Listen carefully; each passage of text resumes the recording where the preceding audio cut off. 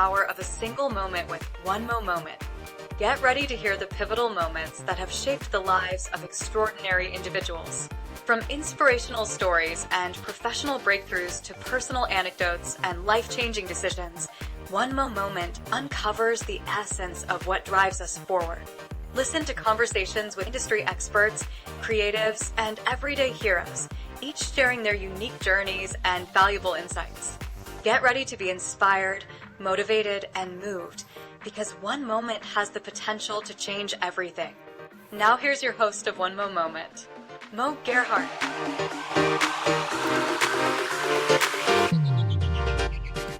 Good to see you too. I really appreciate you doing this for me. Yeah, well, you know I'll do anything for you, Mo. Oh, thank you. That definitely means a lot. I'm ready.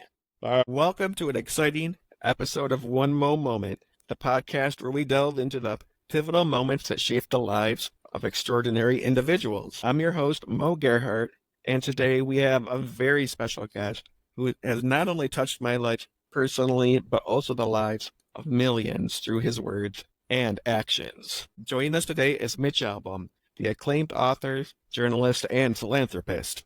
Mitch is well known for his best-selling books such as Tuesdays with Morrie, The 5 People You Meet in Heaven, and many more. His works have inspired readers around the world, and his dedication to community service has made a huge impact both locally and globally. In this episode, we'll explore Mitch's journey from his early days in journalism to becoming a renowned author. We'll delve into the stories behind his beloved books, his writing process, and his incredible work within philanthropy.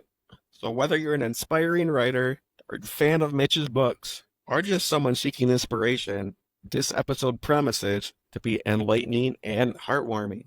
So let's get started. Mitch, welcome to One Mo Moment. Honestly, it's an absolute honor to have you on today.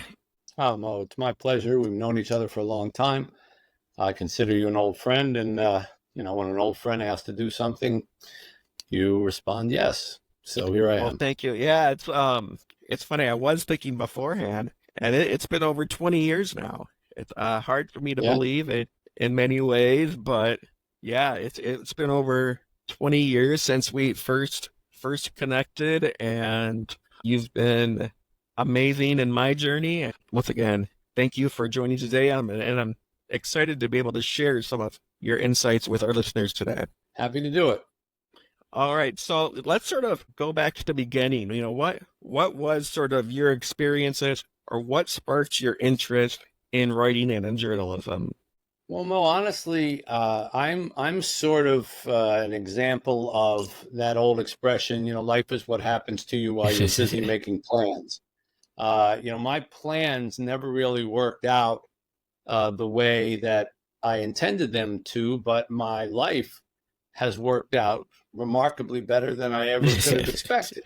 So I did not intend to be a writer in any way, shape, or form in all the traditional forms of schooling, college, or even post-college. I was a music lover and a musician, and that's what I wanted to do. I went to college basically on my parents' insistence that, music isn't something that you can count on, so you better have something to fall back on, that type of thing. But all the time I was there, I was just counting the days until I got out and could become a musician and work in that field. And when I left college, that's what I did. I lived over in Europe for a while, and I worked as a piano player and a singer in Greece on the island of Crete for a while, a job I should have stayed at if I had any smarts.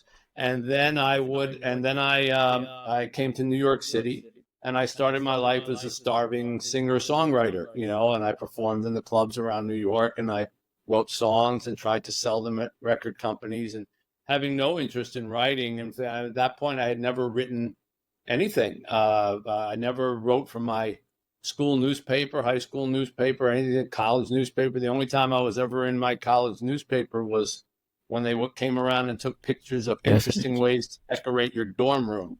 And I had decorated my dorm room with record albums because I was so into music. And so my whole wall was record albums. And that's the only time I ever had anything to do with journalism in college. So it was only after a few years of failing at music that I happened to be in a grocery store getting some, popcorn and Haagen-Dazs ice cream, which is what I lived on in those days. And there was a newspaper that they gave away for free at the counter. This was in Queens, New York. It was called the Queens Tribune. And I threw one into my bag and took it home. And while I was leafing through it, there was an ad that said, if you have free time, we have need for people to come help us, put out the newspaper. So I worked mostly at nights because I worked at clubs and piano playing and things like that. So I had my early parts of my days free. And so I went over there, and I was like the youngest person there by 30, 40 years. And they gave me an assignment that day. They said, go to this meeting tonight. It's about parking meters and a raise in parking meter fare, and write a story about it. And so I said, okay. And I went with a pad. And at that point, my whole knowledge of journalism was whatever I saw in the movie, All the President's Men, so I think I was probably a little aggressive in my reporting on that very small parking meter issue. But, why are you doing this? And tell me that. And I wrote it down, and I'd read newspapers. So Sure. I kind of mimicked, what I saw in a newspaper. I wrote, the first paragraph kind of sums up the point of the story. The second paragraph might be a quote. The third paragraph expands on it. And, I wrote up the story. I gave it to them. And the next week I went into the supermarket and I saw the newspaper, and there was my story on the bottom of the front page, which proves that there was very little happening in New York City that particular week or in Queens. But I had that feeling, of that you get, my name was on it, and you get that little tingle in your stomach, like, wow, I created that, and there it is. And I started to do more and more and more, and one thing led to another. Eventually, I worked there for about 6 months for nothing, for free. And after 6 months, I was basically living there, and they said, well, you're kind of here all the time, so we want to give you a salary. They gave me $25 a week. And I worked another 6 months, and by the end of that year, I had enough clips that I could sort of apply to graduate school, and I applied to Columbia Graduate School of Journalism just on a whim, thinking, well, see if I can get in, who knows. And they let me in. And so I went there. Even on the whole time I was there, I was still a musician. I still worked at nights. In fact, I would play, for my fellow students. They would come down to the piano bar, and I'd be, I'd say, come on, I need an audience. And they some of them would come down and put money in my jar. It was Billy Joel, And eventually, I got my master's degree in journalism, and then looked around for jobs, and eventually found one, and I've been a writer ever since. But it was totally by accident, and really at the cost of my first love, which was music. Which is amazing. I've heard that from so many people, specifically even just on the podcast. Like you said, life is what happens when you're busy planning for something else. And it's a matter of, I think God has a way of helping us find different doors and different openings for different things in our future. And while maybe we don't always see the exact reasons for those paths that are ahead of us, and sometimes it's worth it just sort of going in those unventured routes and seeing what lays ahead. Well, you've lived a life like that. And, I think more, it's a more common story than not. Yeah, there are plenty of people who, plan to be a doctor and go to school to be a doctor and go to medical school and become a doctor, and, everything laid out the way they planned it. But I think there are more who start on one thing and end up on something else. Yeah, definitely. It's one way to sort of find your passions too. You did mention music, and honestly, that was something that I wanted to touch on a little bit further down. But now that you brought it up, I did want to sort of talk about your different music endeavors and how you're still involved, and even with other authors, sort of how that music connection still is today. Yeah, it's funny, when I was an actual musician, I had no success at all. I couldn't sell a song, couldn't get a record deal, couldn't do anything. And then when I became a writer, as the years passed, I had more and more music opportunities than I ever had when I was a musician. And I had the chance to write songs through friends of mine who were in the movie business or whatever. I wrote songs for movies. I had a song in a Willie Nelson movie, and I had a song in a Arnold Schwarzenegger directed movie. And my wife is a singer, and so I would write songs and she would sing them. And we released a couple of CDs here in Detroit at Christmas time, the songs that I wrote and that she sang.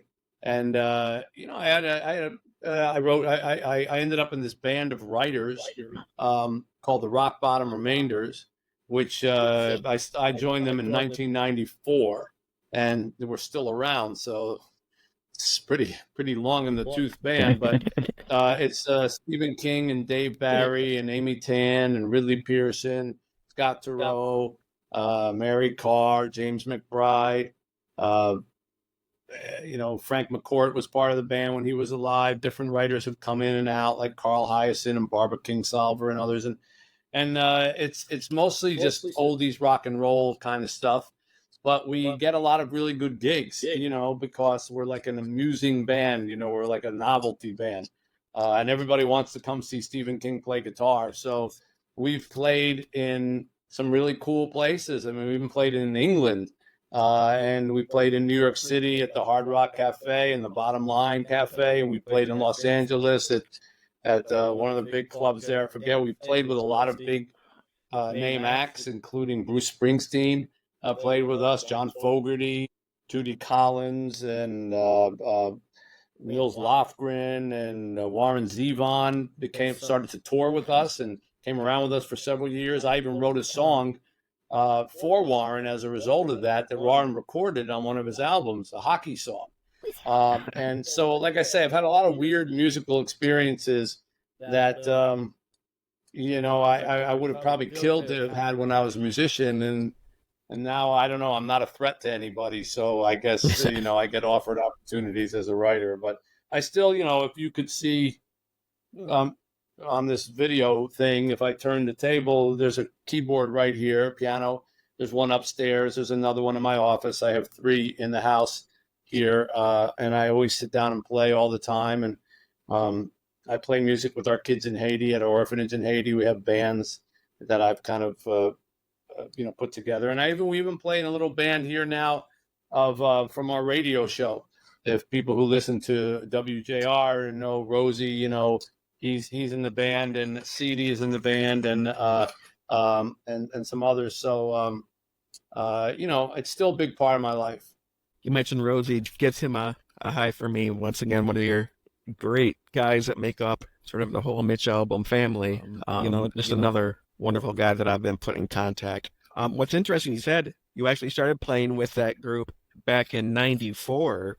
Just to think of the evolution of your writing career since that point in time. I mean, in '94, you were still, at that point, really known as a sports journalist. You'd had books like the Fab Five or Bo, been on Sports Reporters, obviously, then also with the Detroit Free Press, but hadn't really been known as that author from where we are today with the books that have come out, the Tuesdays with Morrie, Finding Chika, the 5 people you meet in heaven. The list goes on and on. But at that point, like I said, you were more known as a newspaper journalist, whereas today I would argue more people probably know you as an author than necessarily as a journalist. Yeah, that's true.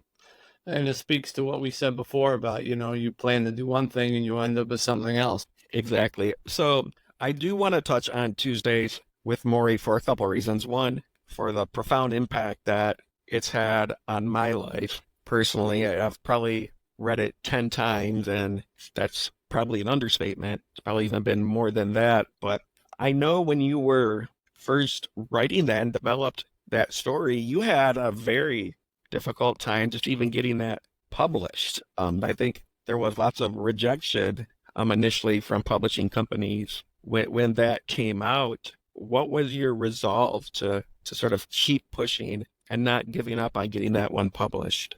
Yeah, well, that's true. What you say is accurate. And my resolve was that I was only writing it to pay his medical bills.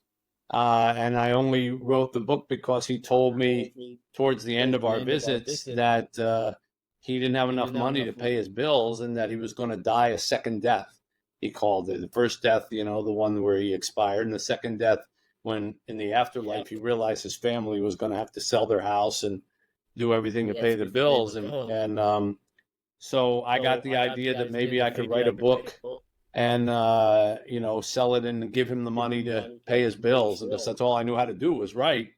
And so I went around to different publishers in New York and, I sort of told them what was going on. And I had written up like an 11-page kind of letter to my literary agent that kind of explained some of the wisdom that Morrie was sharing with me. And I said, we only need enough money to pay his bills. I don't want anything, just give us the amount for the bills.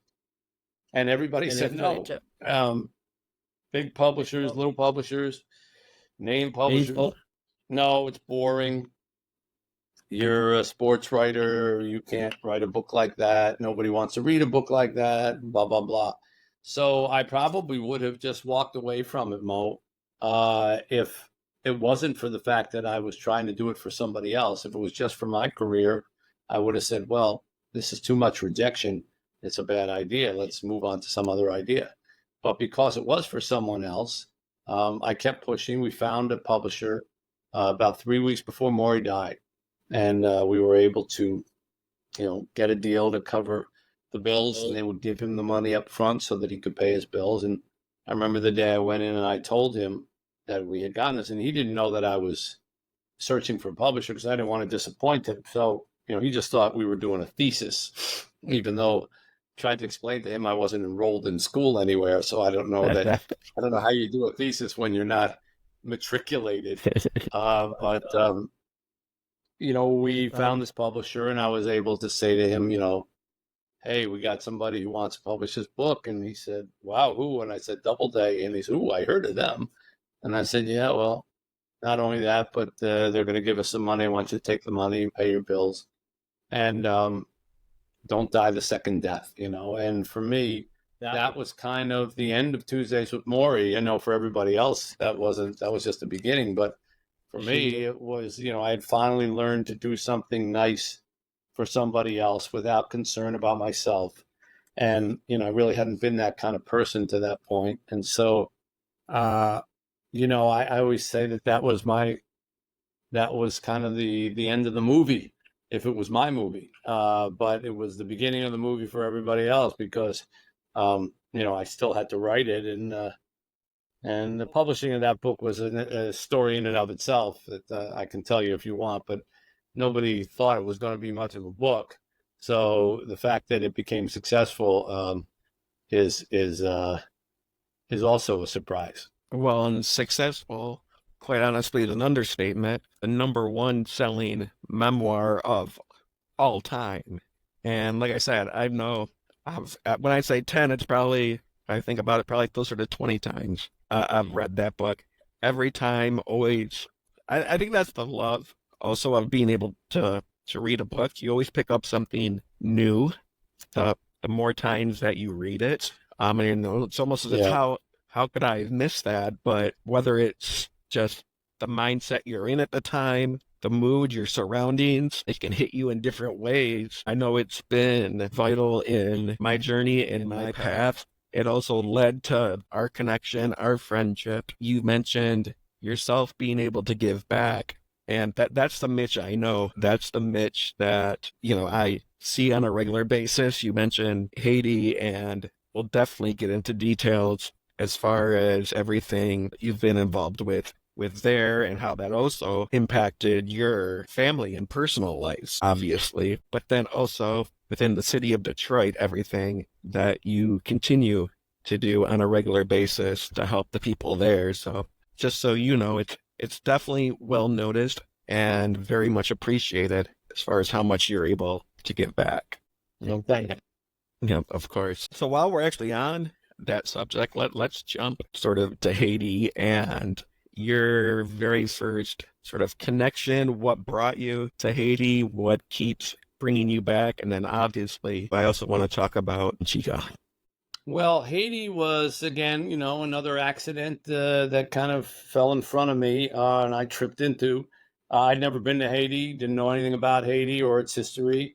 And in 2010, January, there was a terrible earthquake there. And I do a radio show in Detroit. And we were contacted by this pastor who wanted to reach out to see if he could get some help to get to Haiti, because he said he had a orphanage there that he thought it had been destroyed because he couldn't get any phone calls through, and nobody was answering, and he wanted to get down there. And so, somehow the idea of children buried under rubble, that's all I could think of, was we're going to have to go down there and dig these bodies out. And so I offered to help him. And, it was kind of a long story about we have fits and starts of almost how it happened. But eventually we were able to get a small plane, and we flew down there just a few weeks after the earthquake. And I'll never forget that trip. I mean, and the things that I saw, was still, even though it was a couple of weeks later, it was almost like it had just happened. The aftermath was devastating. People, walking around missing arms and legs and covered in white dust, and people on piles of rubble pulling out bricks trying to find dead loved ones, smells of corpses in the street, and the total number of collapsed buildings and walls, and everywhere you went, just things it looked like a bomb hit it, that proverbial expression. And the orphanage itself was just, was really a paradox, because it was overrun with hundreds of people who had jumped the walls thinking that they would bring food there. So a lot of the people there didn't even belong there, but amidst them were all these children. And these children were just joyous. And we connected with a number of them. And they would just glom onto us and hang on to us. They didn't speak any English. We didn't speak any Creole, but we had cookies. And that was pretty much the universal language. Every time we couldn't think of what to say, we just gave a cookie. And, I was so taken with the praying and the fervor of faith that I saw there, even in light of this terrible disaster, that I decided I had to start coming back. And I gathered up some guys here in Detroit who ended up calling themselves the Detroit Muscle Crew. And they were a bunch of contractors and roofers and plumbers, electricians and that type, hardy Detroit men. And we started going down one trip after another after another. We took 9 trips eventually. We built the first toilets, the first showers. We watched the kids take their first shower where they didn't even know where the water came from. They stood there and, I said, it's going to come from there. And you saw the water come out, and it was like God's first rainstorm, like, can you imagine what the first man must have thought when rain came out of the sky? That was the same kind of thing for them. And, we built the school and the kitchen, and eventually, after all this effort and money that we had raised, I still noticed that the kids were kind of starving. And so I said to this pastor, I don't get it. We're down here every month and kids are starving. What's going on? And he said, well, I don't have any money to run this place. And I'm 84 years old. And I kind of blurted out, well, okay, I could probably run it. I run some charities in Detroit. How hard could it be? And he basically said, thank you, Jesus, hallelujah. Here it is, and I've been running it ever since. And we've since moved, changed locations and things like that. But I basically sort of inherited it. Again, kind of an accident. And I made every mistake that you can possibly make. My wife and I didn't have children of our own. And so, I remember walking in one time to a bedroom there, and I just thought of this, and I smelled something, and I couldn't. I kept smelling it whenever I would go there day after day. And so I finally called someone and said, look, I don't understand what we're doing wrong here. But there's something wrong with this room. It smells. And she said, yeah, that's pee. The kids are peeing the bed. That's the smell of pee. And, having never had kids, I didn't know really what it smelled like, but I do now. And so, I had to learn all the lessons the hard way. But we kept taking in more kids, and now we've grown to, we're at a much bigger place, and we have 60 kids at any given time, and they go through our school system. They graduate on time at 18, ready to go to college. We have 18 kids currently who are in universities here in Michigan, including Hillsdale and Calvin and Hope and Madonna and Lawrence Tech. We have one who's in medical school at Michigan State. He's already gone through. He's now his second year of medical school. He'll be our first doctor. And all the kids, when they're done learning, they all agree to come back to the orphanage and work for 2 years for free at their profession, to give back to where they came from. So it's a very loving, extended, faithful family that I have, been blessed to get in my 50s and 60s. And it's really been a remarkable experience. It's going on 15 years in January. And I go there every month. And these kids are my family, as far as I'm concerned. Some of them now are, they're old enough to have families of their own if they choose. And then we continue to take in little babies and new ones. And we just took in a 3-month-old 2 days ago and a 7-month-old. So it keeps cycling over and over again. And sadly, the need is greater than ever in Haiti. Haiti's in a terrible, terrible situation, being overrun by gangs and violence, and people are orphaned all the time there. Kids are orphaned all the time. There's so much poverty and so much homelessness. So sadly, we're very much in need, there. And so we do what we can. You mentioned everything that's going on there. In one of my earlier episodes, I actually interviewed Dr. Melissa Richardson. She's, for one, the doctor that saved my life, but also she been able to do outreach also within Haiti, but had mentioned like she's not been able to actually go back there in quite some time because of everything that's going on. When was the last time you were able to be there? And if I'm not mistaken, wasn't it when you were down there when actually everything sort of really went bad and you almost had to be rescued, so to say? Well, we did kind of. We had to be airlifted out. And I've been back since. So, I was just there about 3 weeks ago. But we did have to be airlifted out. It was a pretty bad situation. The gangs had taken over the airport and the ports, the police stations. They had broken into a prison and freed 4,000 prisoners, and they were, a lot of them, former gang members, and so they were on the run.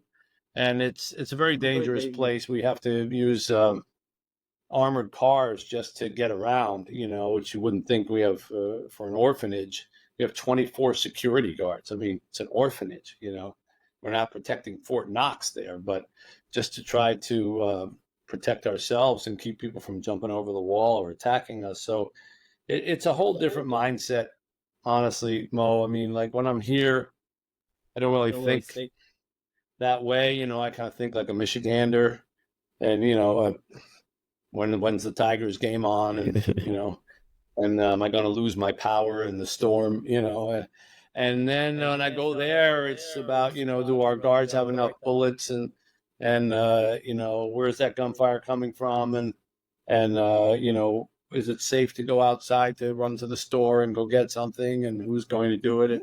It's just it's like existing on two different planes, to be honest with you. But the kids are the connective tissue, and they come back and forth to here. There are 4 of them are in the house right now. Actually, no, more than 4, 6. And we have an 11-year-old, an 8-year-old, a 4-year-old, and a 2-year-old, and then our medical student, and then a former teacher are all here. So our house becomes like a revolving door of people who are, college kids, or kids who are on their way up, kids who need medical attention. They're always coming back and forth with us. That's why we go every month, to kind of, keep the flow going, so to speak. Well, you mentioned that you think of the kids, you said like family. Well, it's gone even deeper than just being like family, where you literally did adopt a child who was actually the subject then of one of your books, probably one of your most emotional, heartwarming, and heartbreaking books in many ways too, in Finding Chika. Can you share her story, maybe some of the listeners that haven't read that book? Yeah, I'll try. It's a sad story to tell, but But Chika was born 3 days before the earthquake. She survived the earthquake, sleeping on her mother's chest. Their house fell down around them, but for whatever reason, they were spared. And she slept that night in a bed of sugarcane leaves in the dirt. And she was 3 days old. And that was her bed for the next 6 weeks. So you can you could say she was born tough, and she would end up having to be tough. Her mother died 2 years later, giving birth to a baby brother. She died because there was no doctor present. There was no doctor present because there's never a doctor present when poor people in the provinces give birth to their babies in Haiti. And so she had something went wrong. She started bleeding. I'm sure if she was in a hospital, they could have done something, but she wasn't. And so she died in that bed. And the day Chika got a new baby brother was the day she lost her mother. And she was taken away by her godmother. Her godmother brought her to us, and she was about 2.5 years old. And she stayed with us for about 3 years. And she was the loudest, most obnoxious kid we had, easily, for 3 years. She was always in trouble. She was always yelling. She was always telling the other kids what they could do or who could go. She didn't care how small she was. She had a voice like you could hear from across the yard.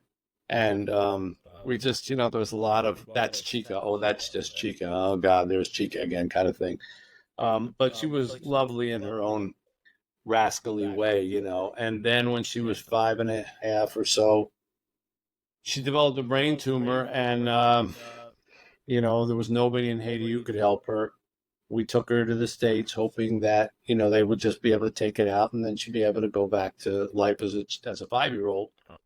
But when they operated her, it turned out that it was something called DIPG, diffuse intrinsic pontine glioma. It's a 4-letter word for death. It hits kids usually between 4 and 9 years old. There's only a few hundred cases a year, and they're always fatal. I mean, you might find the one outlier, but 99% of the time they're fatal. And they told us that she would be dead probably in about 4 or 5 months. And that's a pretty hard thing to hear, when, you've been taking care of a child. Yeah. You just expect, to be a child, and so they said to us, just take her back to Haiti and let her pass quietly. And I said, well, you don't know this kid, there's nothing quiet about her.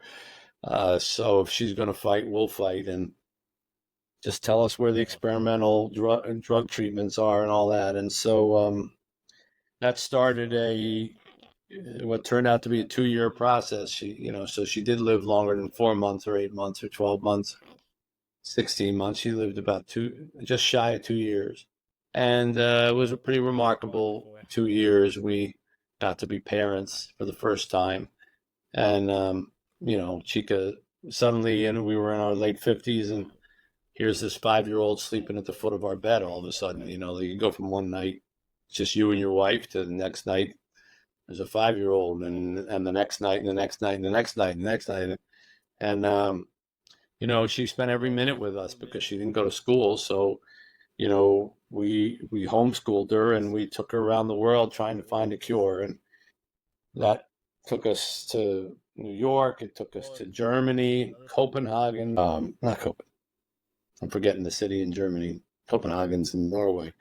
Anyhow, we were in Germany, and we lived there for a while. And in the end, we weren't able to find the cure, but we sure did find a family. And I wrote a book about it called Finding Chika. And, I ended that book by saying, we didn't lose a child, we were given one. And that's how I have come to look at it. I didn't feel that way when she died the first time, but I've come to learn to look at it that way, and she was an amazing blessing. And now, like, the tables have turned dramatically because about 2.5 years ago, we were brought a baby, at the orphanage, whose name was Nadi, and she was tiny. She was this little, fit in your hand, and she was 6 months old and had only had sugar water to eat her whole life, and she weighed 7 pounds at 6 months, and she couldn't open her eyes, she couldn't move, there was nothing, she was inert. And so we were able to get a passport and a visa for her very quickly, and we were able to bring her to the States to put her on this nutrition program where you have to feed her every 2 hours around the clock and try to keep her alive. You can't just start shoving food in a baby's mouth when they haven't eaten anything. It doesn't work like that. So it's quite complicated, and you have to monitor things a lot. And the doctor said, just pray. Just pray, give her food, love, and it turns out prayer, food, and love are actually a pretty good recipe for raising a child. And she never left. She's been here now. She's 2.5, and she's thriving, and she's the absolute joy of our lives, and is a laugh a minute, and as smart as a whip, and has a vocabulary for someone who couldn't make a noise at 6 months old. She's a 2.5. She must have 1,000-word vocabulary easily, and makes references to all kinds of things. The other day she said, "Don't help me, I'm independent." I said, "Okay, well, all right then. You're 2.5. You're already declaring your independence. Get ready for that." Yeah, so she's just an absolute joy, and so I think in some ways, Mo, God, in God's infinite wisdom, is giving us a second sort of go around at parenthood without the doom, that hung over.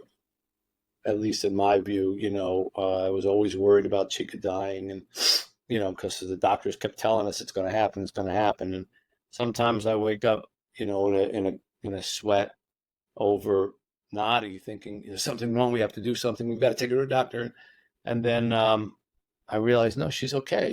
She's going to outlive us, and she's going to live a long life, and the worst is over for her, and it's a real blessing. And outside of maybe being a little old to be changing diapers and watching Rosie's Rules, but it helps keep you young, I guess. What's amazing, I've been thinking about this as you've been sharing that's beautiful, that's amazing. I remember when not when we first met, but probably a year or two after friendship had sort of developed, you were sharing more about your personal journeys with me and your family, and you were talking about your wife to me at that point in time. And you said to me she would have been, and this is at that point, would have been the most amazing mom.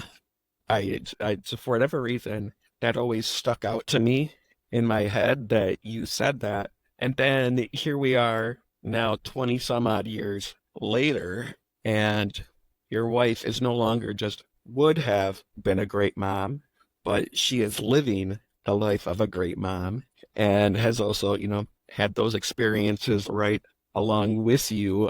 Maybe talk about some of the strength that she's given you through your life, and what this has been like for her to be a mom. Wow. Well, I mean, yeah, she has gotten the opportunity to be a mom for sure, but it's challenging, at our age. No Yeah, question. I can only imagine. But she has been, I mean, I don't know, we've been married a long time. We've been together 7 years beyond that. So if I do the math, we met in 88, and we've been together since 88. So whatever that makes us, something like that, going on 37, 36 years. And, it's not easy being married to me. I get pulled in a lot of different directions. I don't think any writer is a great spouse, because you're always off in your head, and you're always thinking about ideas or sentences or whatever. And I do a lot of like, huh? Huh? And, are you listening to me, or are you thinking about something you're writing? Yeah, no, I'm listening, but I'm thinking about something I'm writing. And then all the, pulls of charity and Haiti and having to go there every month. And she goes with me most of the time, almost every month. I don't know too many women her age who thought that that's what life would be like at this stage, I think at our age, then maybe they were counting on something a little quieter and a little less airplanes. And here we are constantly, flying to Port-au-Prince and bringing back kids in our houses. We used to have this really nice living room, she took a lot of pride in it. And it's Hiroshima now. I mean, it's just, it's kids, because we got 4 of them here with us. And she just said, I give up. And she took the furniture out, and it's just like, there's just a little old couch there now. And then there's just toys everywhere and blankets. And it's the first thing you see when you walk into our house. And I'm sure, it's part of her that says, this is my life at this age. But she's a woman of faith and a woman of people first. And she puts other people before herself all the time. And that's a lifelong thing that didn't just start with these kids. And so she's sort of used to sacrificing and giving for other people. And I'm lucky to be married to her and blessed to have her in my life. And always have been, always have been. Yeah, well, definitely please tell her I say hi, and I very much remember the few times that we were able to connect and meet. Very lovely. And like I said, for whatever reason, that discussion that you had with me at that point in time, like you mentioned, it's tough being married to a writer. And those were some of the sentiments that you brought across. But the one thing that stuck out into my head was that you said she would have been an amazing mother. And now I can just only imagine how blessed those kids are to be able to have her in their lives too. Yeah. Oh, yeah, so for sure. As an author, there aren't too many other authors too that both dabble in fiction and nonfiction, and you've had success in both of those avenues. Do you have a favorite, or maybe does one come easier than the other? How do you sort of keep that divide and that balance between the fiction and nonfiction? Well, it's a good question. I feel like I feel like I'm more of a fiction writer at this stage of my life, who will write nonfiction when something presents itself that it just demands to be told. But if there isn't something like that, and I finished a book, then I just start thinking, okay, what's the next novel I can work on? Whereas I never really think about, like, what's the next nonfiction book I can work on? Those kind of happen, like Chika happened. And I said, I need to write this story. This is too much of my life and too powerful. I need to tell it. Have a Little Faith happened, like I got involved with this pastor here in Detroit who was, a former incarcerated individual and drug addict, and then started this church in Detroit that had a hole in its roof. And then I ended up getting asked by a rabbi to deliver his eulogy, and all these things about faith were happening at the same time in my life. And I thought, I need to put this down, I need to tell the story. And of course, Tuesdays with Morrie was that way too. So, it's possible I'll never write another nonfiction book in my life. And it's possible I'll write 3, depending on what sort of happens. But I don't go searching them out. I don't go looking for, what would be a good nonfiction topic to write about, the way I do novels. I have so many ideas for novels and stories that I'll never get to all of them in the years that I have left. And so I'm kind of racing to try to get them all done. But the process is similar and not similar. The best way, Mo, that I can describe the difference between doing fiction and nonfiction is this. In nonfiction, you write about a character and you say, boy, it would be really interesting if he had like a younger brother. But of course, he doesn't. So, can't do anything about that. And you move on. In fiction, you create a character, you say, oh, it'd be interesting if he had a younger brother. And then you say, oh, I can give him a younger brother. And you start giving him a younger brother. And so you think, well, this is great. And then another voice pops in your head and says, what if he had a twin sister? and it never stops. It's like, well, we could do, you could have this and you could have that. So one is the blessing of having to stick to the script, so to speak, in nonfiction.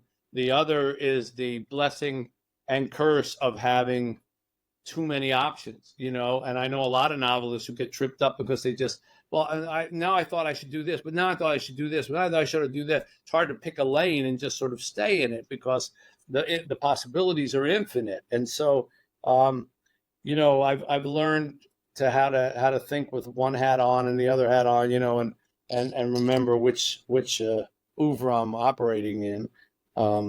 But, I still write for the newspaper and I write columns, and that's all nonfiction stuff. And so I feel I have a pretty steady diet of nonfiction in my life, countered by these novels or movies, and which is the fictional part. So I'm pretty happy with the balance of it.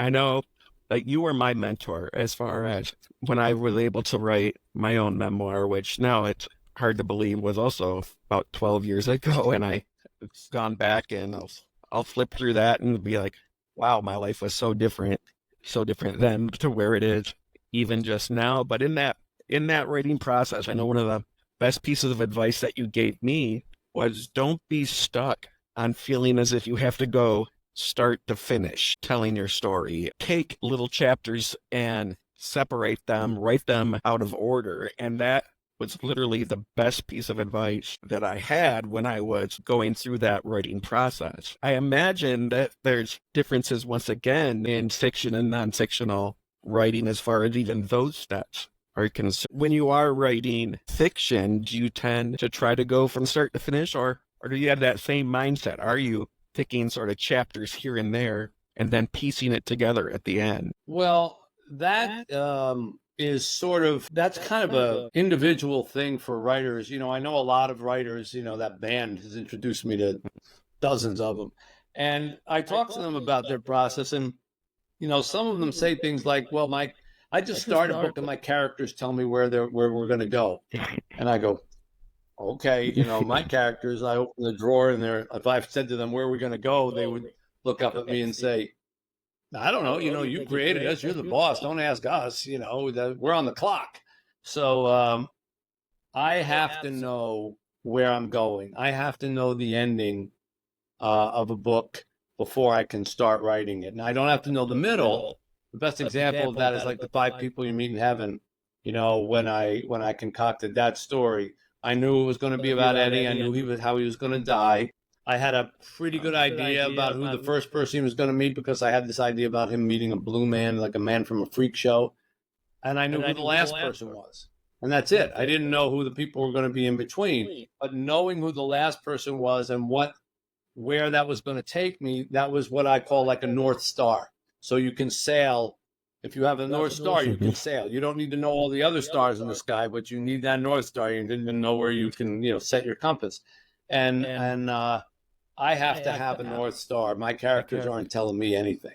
And so I like to have that. And as far as like start to finish, I find that, sometimes I do that. Sometimes I do what I told you to do, where I'll just take a chapter and I'll say, well, let me just write about this subject here. And then I'll find a place. It might end up, I might write it when I'm only up to page 17. And then I'll start writing it, and it'll end up coming in at page 110. But when I get to 110, I go, where's that piece that I wrote about?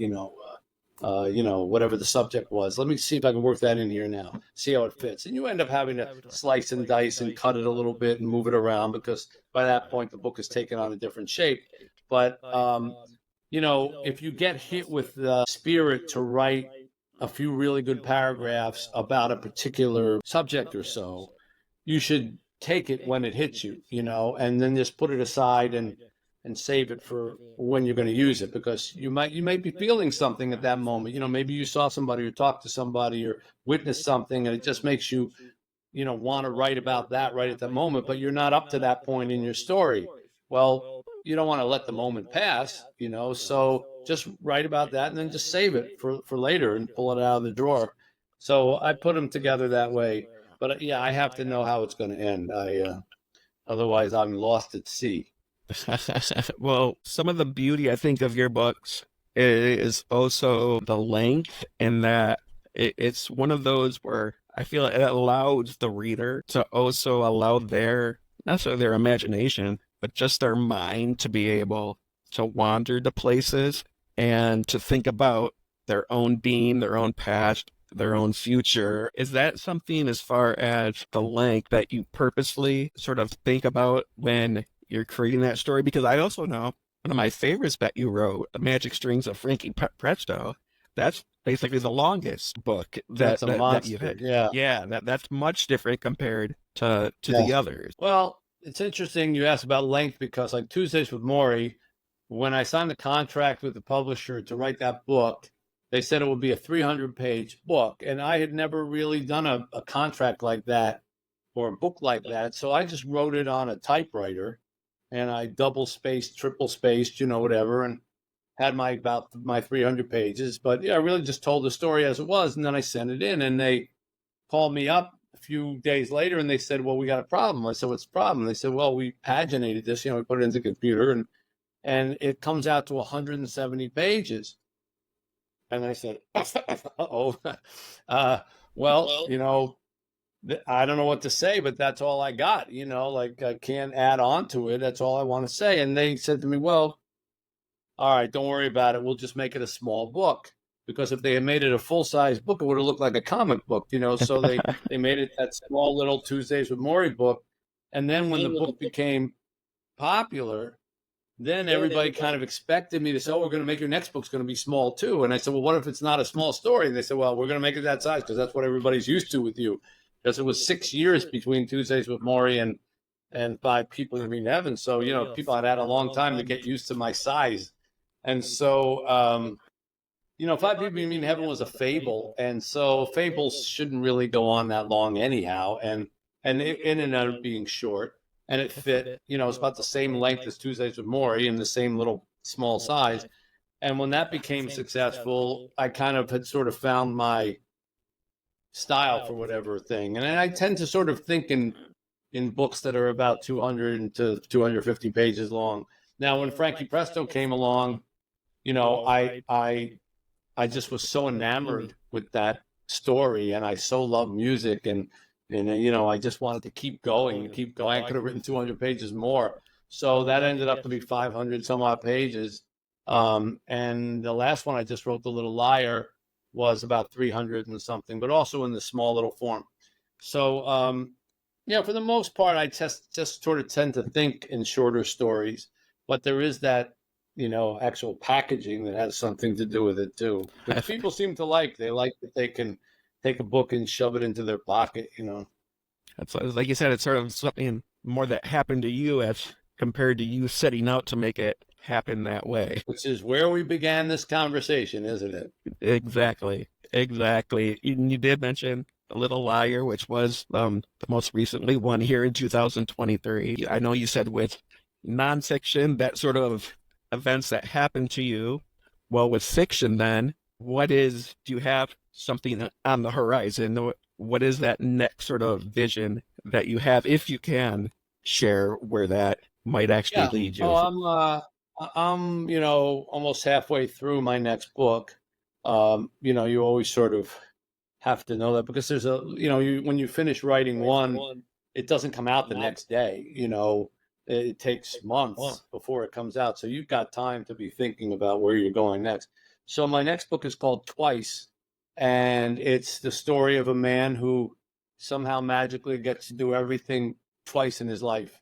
And, if he doesn't like the way it worked out the first time, he can go back and try again, but he has to live with the consequence of his second try. He can't switch it out for the first one anymore. He doesn't get a third try. He just gets two. And he goes along in his life, kind of changing the things that he doesn't like until he falls in love. And then there comes a point in this relationship where he has to decide, does he want to sort of go back and try with somebody else? And if he does, the rules of the game are that that person that he loves now will be in the world, but she won't be able to love him anymore. You only get one crack at somebody loving you.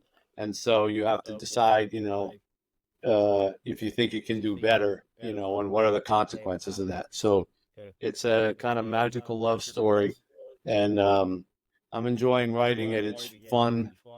The last book I wrote was a very serious topic, very important to me, and I really threw myself into it. It was very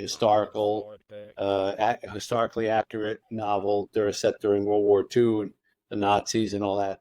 But after I finished it, I was ready to to please. I'm not going to do anything historical novel in the next book. I want to enjoy a story that has a point.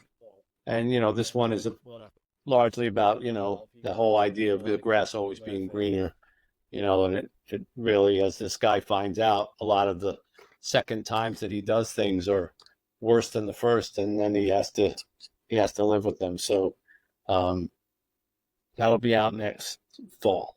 Well, I can't wait for that one since that resonates with me in so many ways. I know I've shared this even in my own book. I shared because people have asked me, if you could do your life over and be guaranteed that, you wouldn't have your disability, that you wouldn't have muscular dystrophy, or you wouldn't be on a vent, anything like that. And I've always said, well, there's one caveat that I have to know. And is that going to be that I have the same family?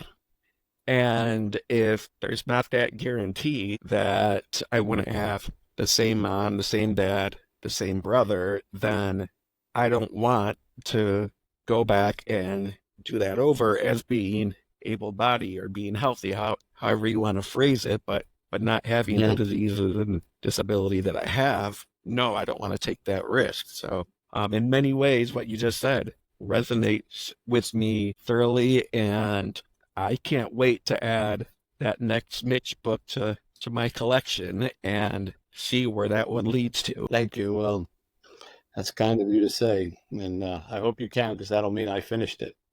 That's right. That's right. Well, once again, just thank you so much, Mitch, for being able to take the time to do this. I know personally firsthand how busy you are, so it means the world that you would do this for me. And also, once again, I know that I'll always be there anytime that you ever need anything from me. I'm more than willing to help out on your side too. I know when I first met, people had asked me about sort of our relationship and how real was that friendship.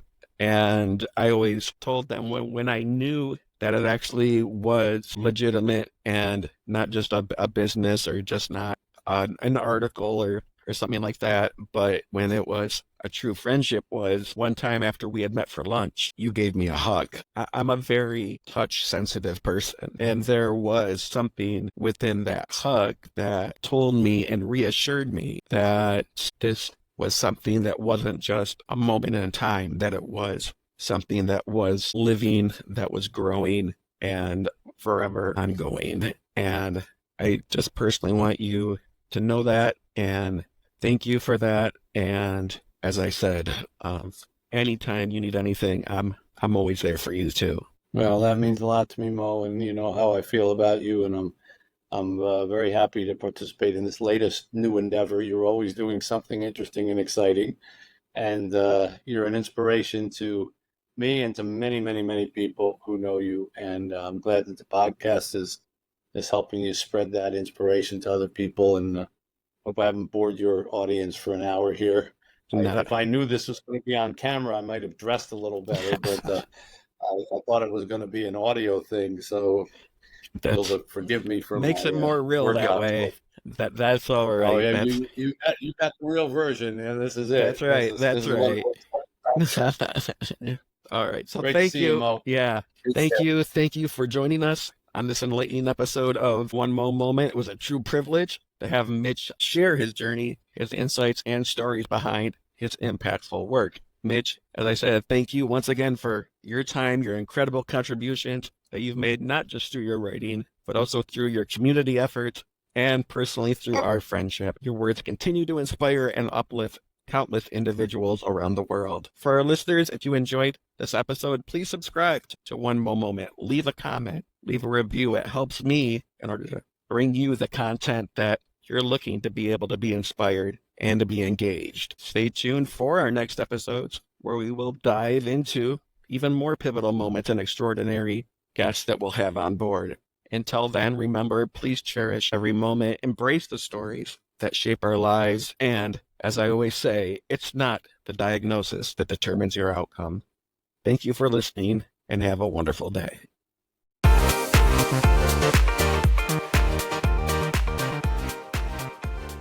Thank you for joining us on this episode of One Mo Moment. We hope you were inspired by the incredible stories and insights shared today. If you enjoyed this episode, please be sure to subscribe and leave a review. Don't miss our upcoming episodes where we'll continue to explore the pivotal moments that shape extraordinary lives. Stay tuned for more inspiring guests, powerful stories, and valuable lessons that will motivate and move you. Join us next time for another unforgettable One Mo Moment. Until then, remember, it's not the diagnosis that determines your outcome.